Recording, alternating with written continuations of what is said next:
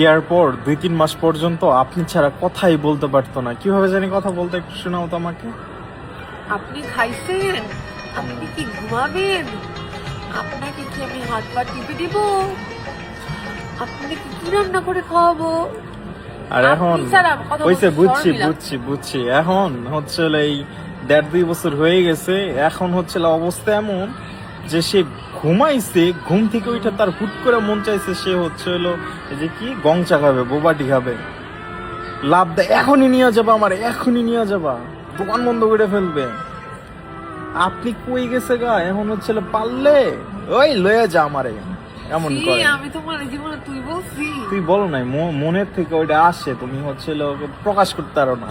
লোল। যে জামাই দেখে একটু সম্মান দিয়া তুমি তুমি কইরা কও যে লয়ে যাও আমারে, লয়ে যাও। প্রথমে তুমিও বিয়ের আগে বলতা তোমার যা লাগবে সব দিব, রান্না বান্না তোমার কোনো কিছু করা লাগবে না, আমি তো করতে পারি। তা বিয়ে সারা করলে জীবন কার করছি রান্না বান্না না। করা লাগে না? তো বিয়ে করলে বউরা এরকম বলতে যায় প্রথম 1-2 মাসে জাস্ট তুলু তুলু, তারপর আসল রূপী দেখাইতে আসছে। তুমি যদি আমার প্রিন্সেসের মতো রাখতো, আমিও প্রিন্সের মতোই রাখতাম। প্রিন্সের মতো থাকলে কি আমার থালা বাসন আশা লাগতো ধোয়, না? মুখা ওই যে- ধোয়, ওই যে প্যান ধোয়, জামা রাত ধোয়, সব ধোয়, আমার মনে